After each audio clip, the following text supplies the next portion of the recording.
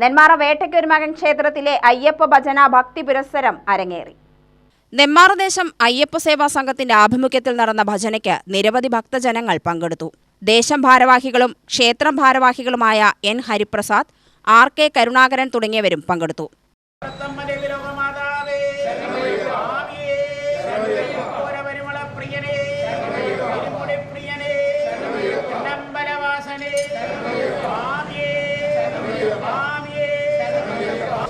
പൂജ്യം മഹാവീര്യം സർവരക്ഷാകരം വിഭും പാർവതീ ഹൃദയാനന്ദം ശാസ്താരം പ്രണമാമ്യഹം അസ്മസ്കുലേശ്വരം ദേവം അസ്മശത്രുവിനാശനം അസ്മദിഷ്ടപ്രസാദാരം ശാസ്താരം പ്രണമാമ്യഹം ഗ്രാഭംസം ഗൃഭായ മഹാഹസ്തേ ദക്ഷിണേൺ വിദ്വാഹിത്വാ തുവികോആത്മേ തുവിദേഷ്ടം തുവിമഖം തുവിമാത്രമവോഭിഃ.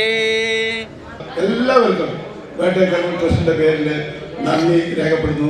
അതുപോലെ തന്നെ ശ്രീ അനിയനാണ് നമ്മുടെ വിളക്ക് ഉള്ളിലെ കൗണ്ടറിന്റെ വിളക്ക് കൊളുത്തി ഉദ്ഘാടനം ചെയ്തത് നമ്മുടെ ഹാർമാർ ദേശത്തിന്റെ ആശ.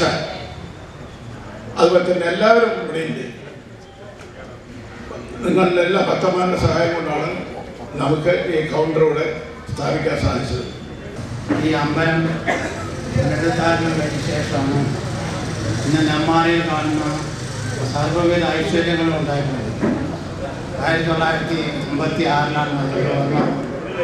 അതിനുശേഷമാണ് ഇന്നിവിടെ നെന്മാറ ദേശത്തുള്ള സർവൈശ്വര്യങ്ങളും ഉണ്ടായിട്ടുള്ളതെന്ന് പറയാൻ വളരെ സന്തോഷമുണ്ട്. ഇന്ന് നമ്മുടെ ഇവിടെ ഒരു കൗണ്ടർ ഉദ്ഘാടനം ചെയ്യണം. കൗണ്ടർ നേരത്തെ ഉണ്ടായിരുന്നു.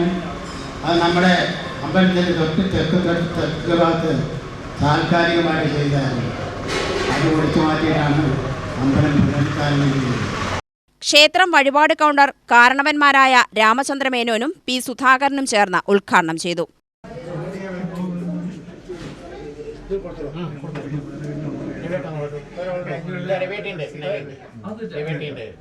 500ഓളം പേർക്ക് അന്നദാനവും നടത്തി.